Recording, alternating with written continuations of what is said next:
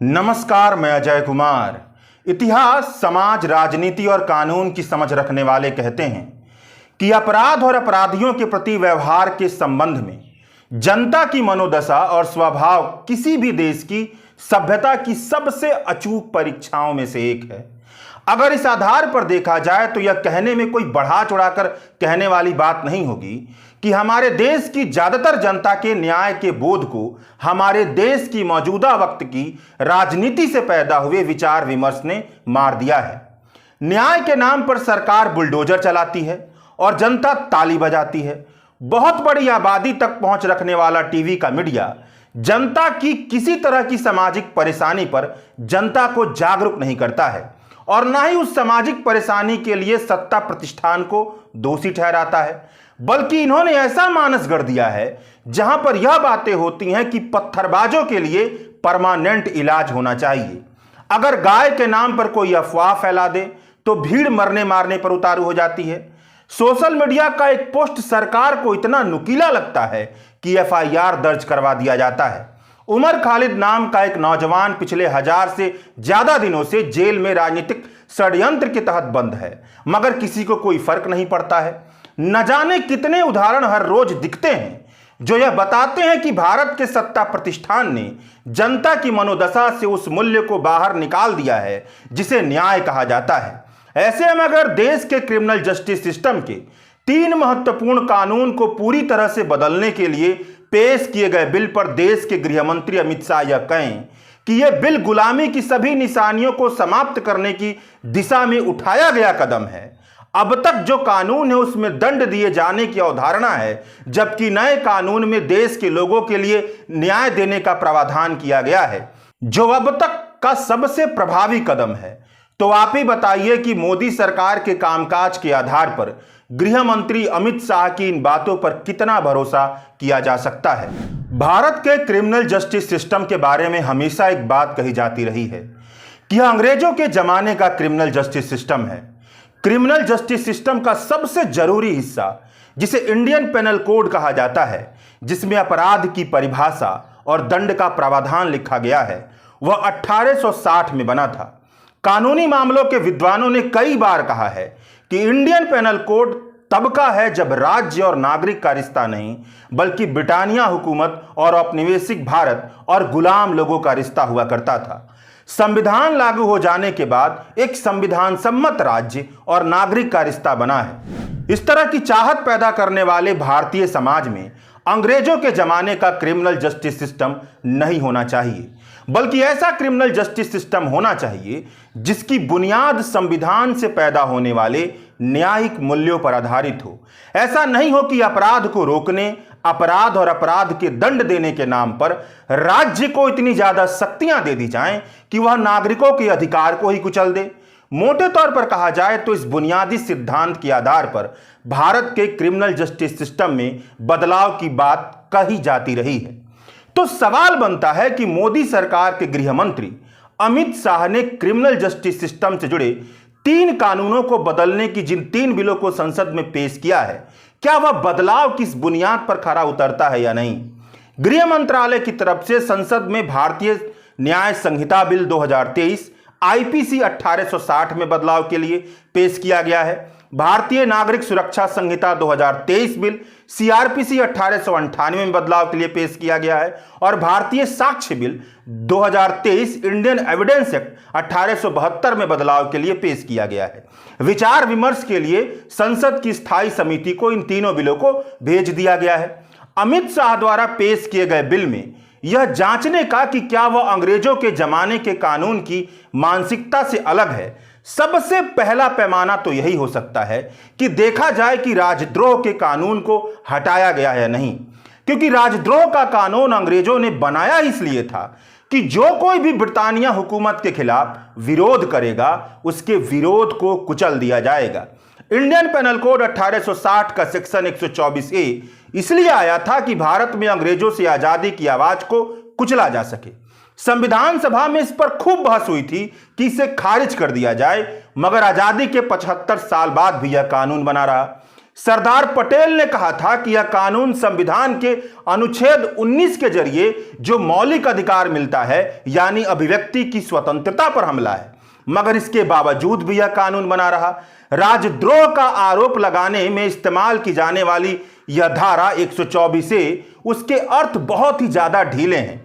धारा 124 ए के शब्दों में पूरा का पूरा संसार समाया जा सकता है।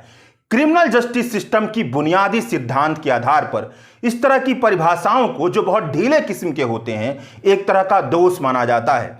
धारा 124 ए को अगर समझने लायक हिंदी में बताया जाए तो बात यह है कि जो कोई व्यक्ति अपने बोले या लिखे गए शब्दों या संकेतों के सहारे या किसी चित्र आदि के द्वारा भारत में कानून के माध्यम से बनाई गई सरकार के प्रति घृणा या अवमान पैदा करेगा या ऐसा करने की कोशिश करेगा या दुराव की भावना जगाएगा, वह आजीवन कारावास से लेकर 3 साल तक के कारावास का भागी होगा। वेबसाइट आर्टिकल 14 के ब्यौरे के मुताबिक बीते 1 दशक में दर्ज राजद्रोह के 816 मामलों में लगभग 11,000 लोगों पर 124 से लगी है। इसमें 65% लोगों पर राजद्रोह का मामला 2014 यानी एनडीए के राज में लगा है। आरोपियों में ज्यादातर लेखक हैं, पत्रकार हैं, छात्र हैं, विद्वान हैं, विपक्ष के राजनेता हैं। इसमें 96% लोगों पर मामले 2014 के बाद दर्ज हुए और इन लोगों में 149 व्यक्ति ऐसे हैं जिन्हें राजद्रोह के आरोप का सामना सिर्फ इस बात के लिए करना पड़ा क्योंकि उन्होंने देश के प्रधानमंत्री अथवा एक प्रदेश के मुख्यमंत्री की आलोचना की या निंदा कहला सकने वाली अभिव्यक्तियां की हैं। इस कानून का इतना ज्यादा दुरुपयोग हो रहा था कि साल 2022 में सुप्रीम कोर्ट को कहना पड़ा कि हम उम्मीद करते हैं कि धारा 124 ए के मुताबिक अब किसी भी तरह की एफआईआर दर्ज नहीं की जाएगी। एक तरह से कहा जाए तो अगर मोदी सरकार वाकई अंग्रेजों के जमाने की सरकार की तरह ना होती, एक लोकतांत्रिक संविधान सम्मत सरकार की तरह होती, तो इस कानून को पूरी तरह से खत्म कर देती। अमित शाह ने संसद में कहा कि राजद्रोह को पूरी तरह से खत्म कर दिया गया है, मगर जब बिलों की प्रतियां कानूनी मामलों के जानकारों ने पढ़ी तो उन्होंने कहा कि राज्यद्रोह को खत्म नहीं किया गया है। भारतीय न्याय संहिता के सेक्शन 150 में कुछ शब्दों को छोड़कर जस का तस यही प्रावधान है। केवल राजद्रोह शब्द को हटाया गया है, मगर वह सारी बातें लिखी गई हैं जो यह बताती हैं कि मोदी सरकार ने अंग्रेजों के जमाने के राजद्रोह के कानून को खत्म ही नहीं किया है, बल्कि इसे और ज्यादा कठोर बना दिया है, खतरनाक बना दिया है। धारा 150 के अनुसार कोई भी इरादतन या जानबूझकर बोले या लिखे शब्दों, संकेतों से कुछ दिखाकर, इलेक्ट्रॉनिक संदेश से, वित्तीय साधनों के उपयोग से अगर देश में अलगाव, सशस्त्र विद्रोह, विध्वंसक गतिविधियों और अलगाववादी गतिविधियों की भावना को उकसाता है, इसके अलावा अगर कोई भारत की संप्रभुता, एकता या अखंडता को खतरे में डालता है या ऐसे कार्य में शामिल होता है, तो नए कानून के तहत अपराधी माना जाएगा। इसके तहत 7 साल से लेकर आजीवन कारावास तक की सजा के साथ जुर्माना भी हो सकता है। तकरीबन सभी कानूनी मामलों के जानकारों का कहना है कि इतने बड़े बड़े शब्द हैं कि अगर सरकार बेईमानी पर उतर आए, जैसा कि मौजूदा वक्त की सरकार है, तो वह दुनिया का हर विरोध का कृत्य इसमें शामिल कर सकती है। विध्वंसक कृत्य का मतलब क्या होता है? इसमें कुछ भी शामिल किया जा सकता है। भारत की एकता और अखंडता, अलगाववाद, सशस्त्र विद्रोह, इन सब पर आशंका जताना जायज है, मगर सरकार की शक्तियों पर इतनी लगाम भी लगनी चाहिए कि वह देश के नागरिकों के हर जायज मांग को इतनी बड़ी बड़ी शब्दावलियों में फंसाकर कुचल ना दे। बाकी पहले कम से कम 3 साल की सजा थी, अब इसे बढ़ा करके 7 साल की सजा कर दी गई है। सीआरपीसी के तहत गिरफ्तार किए हुए व्यक्ति को पुलिस कस्टडी में ज्यादा से ज्यादा 15 दिन से ज्यादा वक्त तक नहीं रखा जा सकता है, मगर सीआरपीसी की जगह जो पेश किया जा रहा भारत नागरिक सुरक्षा संहिता बिल है, उसके मुताबिक यह अवधि 60 दिन से लेकर 90 दिन तक बढ़ सकती है।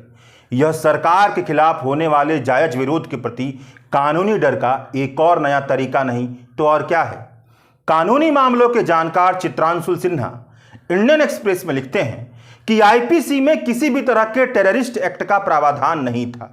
यूएपीए में टेररिस्ट एक्ट का प्रावधान है, जो आईपीसी से एक अलग एक्ट है जो क्रिमिनल मामलों से ही जुड़ा हुआ है, जहां पर यह कहा जाता है कि अगर भारत की एकता और अखंडता पर हमला होगा तो उससे टेररिस्ट कृत्य माना जाएगा।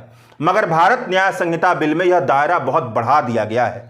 बिल का खंड 111 कहता है कि सार्वजनिक व्यवस्था को बिगाड़ने के कृत्य को टेररिस्ट एक्ट यानी आतंकवादी कृत्य के तौर पर रखा जाएगा। यानी पब्लिक ऑर्डर बिगड़ा तो अगर किसी कृत्य से किसी निजी संपत्ति को नुकसान पहुंचे, प्राइवेट प्रॉपर्टी को नुकसान पहुंचे, गवर्नमेंट प्रॉपर्टी को नुकसान पहुंचे और लोगों को जरूरी सामान नहीं मिल पाता है तो उसे कृत्य को आतंकवादी कृत्य माना जाएगा।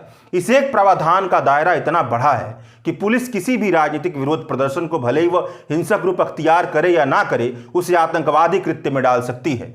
अब किसान आंदोलन को ही देख लीजिए। अगर पुलिस के पास यह शिकायत जाती है कि किसान आंदोलन में सड़कों पर हजारों किसान बैठे हैं और इसकी वजह से लोगों को जरूरी सामान नहीं मिल पा रहा है तो इस कृत्य को पुलिस आतंकवादी कृत्य में शामिल कर सकती है। अब आप बताइए, अगर सरकार का कानून बनाकर, अगर सरकार इस तरह का कानून बनाकर इस तरीके से विरोध प्रदर्शन को कुचलने की तैयारी करेगी तो कैसे कहा जाएगा कि वह लोकतांत्रिक सरकार है, ना कि अंग्रेजों की जमाने की सरकार। लाइव लॉ के संपादक मनु सेबेस्टियन ने ट्विटर पर लिखा कि नए आईपीसी और एविडेंस कानून में ज्यादातर मामले मैकाले और स्टीफन द्वारा तैयार किए गए मूल प्रावधान ही है, मतलब 1860 वाले ही हैं। मतलब ज्यादातर ढांचा पुराना वाला ही है। कुछ बदलाव ऐसे हैं जो कानून में संशोधन के जरिए किए जा सकते थे, उसके लिए नया कानून बनाने की जरूरत नहीं थी। जहां तक उपनिवेशीकरण यानी अंग्रेजों के कानून से छुटकारा का सवाल है तो यह वीटी स्टेशन का नाम बदलकर सीएसटी करने जैसा है। बुनियाद और इमारत बिल्कुल पुराने की पुरानी ही जैसी है। नेशनल लॉ यूनिवर्सिटी दिल्ली के प्रोफेसर अनूप सुरेंद्रनाथ ने इंडियन एक्सप्रेस में लिखा है कि यह 3 बिल उस आमूलचूल बदलाव से कोसों दूर हैं जो भारत की आपराधिक न्याय प्रणाली को प्रभावित करने वाले मुद्दों के लिए रामबाण साबित होगा। इन 3 बिलों के बड़े हिस्सों में भारतीय दंड संहिता, आपराधिक प्रक्रिया संहिता और भारतीय साक्ष्य अधिनियम के मौजूदा प्रावधानों को ही दोहराया गया है। कुछ बदलाव हुए हैं मगर उन बदलाव से क्रिमिनल जस्टिस सिस्टम की गहरी परेशानियों पर कोई बहुत बड़ा असर पड़ेगा यह कहना बहुत मुश्किल है। कुछ बदलाव ऐसे हुए जिसे पढ़कर लगता है कि वह बहुत खतरनाक किस्म के बदलाव हैं। क्रिमिनल जस्टिस सिस्टम लंबे समय से जो इसमें समस्याएं चलती आ रही हैं उसका समाधान इस बिल में नहीं दिखता है। भीड़ भाड़ वाली जेलें हैं और विचाराधीन कैदियों की बहुत बड़ी संख्या है। यह एक बढ़ता हुआ संकट है। जमानत की प्रक्रिया में सुधार करना जरूरी है। यह बिल अब भी इस दिशा में आगे नहीं बढ़ता है कि जमानत डिफॉल्ट विकल्प होना चाहिए। यह बिल अब भी इस दिशा में आगे नहीं बढ़ता है कि जमानत डिफॉल्ट विकल्प होना चाहिए और जेल अपवाद होना चाहिए। अब भी बहुत सारे सबूत टॉर्चर करके इकट्ठा किए जाते हैं, इस पर लगाम नहीं लगाया गया है इस बिल में। यह तीनों बिल अब भी इस विचार पर आधारित हैं कि सामाजिक परेशानियों के हल का पहला और एकमात्र साधन क्रिमिनल लॉ है। इस बात को समझने की सख्त जरूरत है कि सामाजिक परेशानियां बहुत जटिल किस्म की होती हैं और क्रिमिनल लॉ के जरिए उनका हल ढूंढने की कोशिश करना एक लोक लुभावन समझ है। क्रिमिनल जस्टिस सिस्टम में बदलाव को लेकर सबकी सहमति है मगर जब तक सदियों पुरानी संस्थाओं की संस्कृति और कामकाज की मानसिकता में बदलाव नहीं आएगा तब तक एक अच्छा कानूनी प्रावधान भी असरकारी साबित नहीं हो सकता है। सचमुच अगर औपनिवेशिक गुलामी से आजादी पानी है और राज्य और नागरिकों के संबंध को बुनियादी तौर पर बदलना जरूरी है। इस बिल से ऐसा होता हुआ दिखता नहीं है। मतलब जब तक पुलिस अपने कार्य प्रणाली में ढंग का सुधार नहीं करे और उसी के हिसाब से यानी लोकतांत्रिक हिसाब से, संवैधानिक हिसाब से कानून ना बने तब तक बहुत बड़ा बदलाव नहीं होगा। कानूनी मामलों के जानकार कहते हैं कि ज्यादातर अपराधों की परिभाषाओं में सुधार करने की जरूरत थी मगर ज्यादातर अपराधों की परिभाषा में किसी भी तरह का सुधार नहीं हुआ है। केवल दंडात्मक धाराओं को अपराध की परिभाषाओं के धाराओं के साथ जोड़ दिया गया है। इसलिए भारतीय न्याय संहिता के सेक्शन की संख्या इंडियन पेनल कोड की संख्या से कम लग रही है। मृत्यु दंड को बरकरार रखने से पता चलता है कि सरकार प्रतिशोध और निवारण के पुराने विचार में विश्वास रखती है। नए कोड ने न तो वैवाहिक बलात्कार के अपराध बनाया है न ही धारा 153A और 153B जो हेट स्पीच से जुड़े हुए प्रावधान है उसको समय के मुताबिक मजबूत किया है।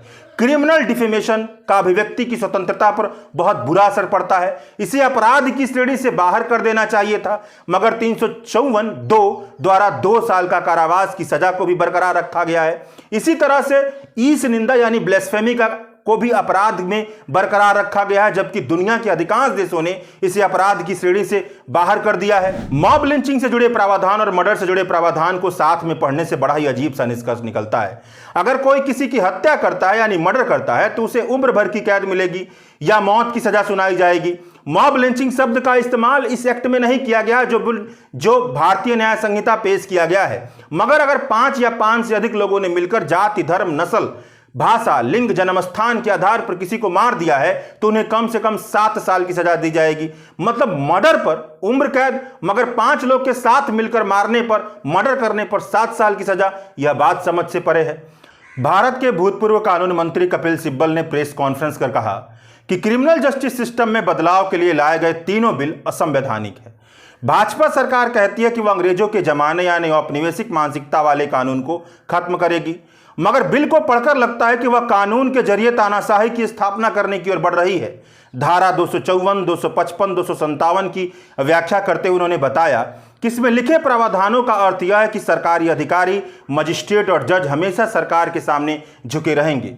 दरअसल बात यह है कि भारतीय न्याय संहिता की धारा 254, 255, 257 के प्रावधान इंडियन पेनल कोड 1860 में भी मौजूद थे, मगर इन तीनों धाराओं की प्रकृति ऐसी है कि कोई भी सरकारी अधिकारी, मजिस्ट्रेट, जज या लोकसेवक सरकार के भ्रष्टाचार और अपराध पर बोलने और लिखने से पहले कई बार सोचेगा, क्योंकि अगर यह साबित हो गया कि सरकारी अधिकारी, मजिस्ट्रेट, जज, लोकसेवक की बात गलत थी तो उसे 3 से लेकर 7 साल की सजा हो सकती है। मतलब भारतीय न्याय संहिता की धारा 254, 255, 257 की प्रकृति ऐसी है जिससे लगता है कि भारत का लोक अधिकारी किसी उपनिवेश का लोक अधिकारी है, ना कि एक लोकतांत्रिक संविधान सम्मत राज्य का। इन प्रावधानों में लोक सेवक की स्वतंत्रता को कम कर दिया गया है। अगर वाकई सरकार औपनिवेशिक मानसिकता से बने कानूनों को हटाना चाहती तो इस प्रावधान को खत्म कर देती।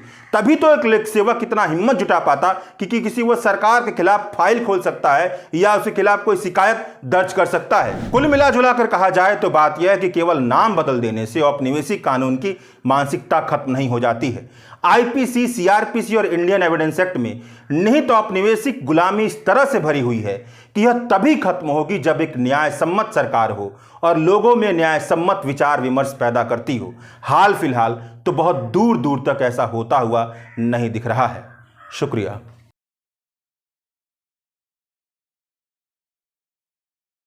द वायर के और वीडियोस देखने के लिए सब्सक्राइब करें और बेल आइकन पर क्लिक करें। स्वतंत्र पत्रकारिता की आर्थिक मदद करने के लिए डिस्क्रिप्शन में दिए गए लिंक पर जाएं और अपनी राशि चुनें।